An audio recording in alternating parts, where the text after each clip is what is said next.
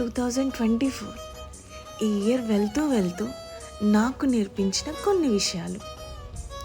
Save your money. అవసరం ఉన్నప్పుడు ఎవ్వరు హెల్ప్ చేయరు. నువ్వు హెల్ప్ చేసిన వాళ్ళు కూడా నీకు హెల్ప్ చేయరు. So please save your money. And ఉన్న దాంట్లో బ్రతకడం. 2024 ఉన్న దాంట్లో ఎలా బ్రతకాలి అని చాలా గట్టిగా నేర్పించింది. Don't trust anyone. ఎవరిని నమ్మద్దు.